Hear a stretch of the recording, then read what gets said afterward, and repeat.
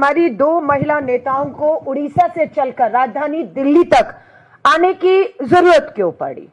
मकसद है कि देश के प्रधानमंत्री नरेंद्र मोदी जी खुद उड़ीसा के चुनाव प्रचार में उतरते हैं और उस आधी आबादी से उनकी सुरक्षा का वायदा देकर वोट हासिल करते हैं। आज हमारी दोनों महिला नेता एक विधानसभा के अंदर है, सोफिया जी विधायक हैं, तो मीनाक्षी जी महिला कांग्रेस की अध्यक्ष के तौर पर सदन से सड़क तक पिछले 11 महीनों से आंदोलन कर रही हैं। आपने निवेदन भी आज किया है कि देश की हमारी राष्ट्रपति जी आदिवासी समाज के इसी उड़ीसा राज्य से आती हैं और हम गंभीर हालात हो चुके हैं। 11 महीनों की हर महीने की अखबार की कटिंग मेरे हाथ में है। पहला आप देखिएगा, ये अभी इस महीने जून से मैं शुरू करूंगी और पीछे 11 महीने के सफर पे ले जाऊंगी कि कितना खतरनाक डरावना ये सफर आधी आबादी के लिए रहा है। माजी सरकार में महिलाएं सुरक्षित नहीं है। रोजाना सामने आ रहे हैं 15 दुष्कर्म के मामले, पिछले 72 घंटों में नाबालिगों पर हुए अत्याचार। नीचे लिखा जाता है, माजी सरकार में महिलाओं की सुरक्षा गंभीर संकट में, डरावना माहौल बना हुआ है। 10 महीनों में राज्य के विभिन्न थानों में 10 महीनों में थानों के राज्य के विभिन्न थानों में 4500 बेटियां न्याय की गुहार लगा रही हैं। ये पहली खबर है। दूसरी खबर देखिएगा, ये अगला अखबार है जून से पहले मई का। उड़ीसा में 11 महीनों में, ये मैं नहीं कह रही हूं, उड़ीसा की सरकार आधिकारिक रूप से इस बात को स्वीकार कर रही है और स्वीकार कर रही है उड़ीसा की महिला बाल विकास मंत्री जो उप मुख्यमंत्री भी हैं, प्रावती परिदा।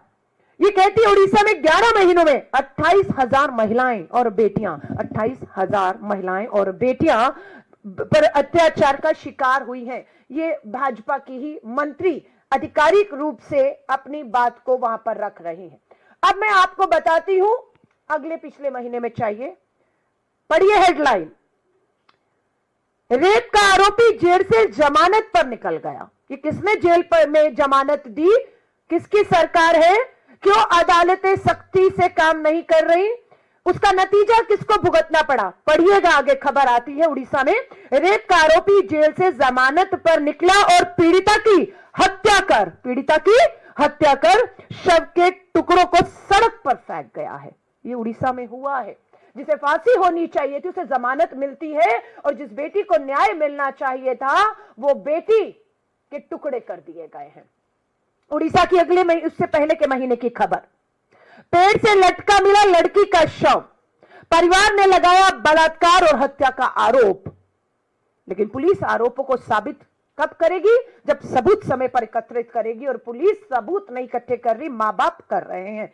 अब आपको बता रही हूं, शिक्षण संस्थान, स्कूल सुरक्षित है उड़ीसा के अंदर। पढ़ लीजिएगा इस खबर को और इसी से पता लगा लीजिएगा।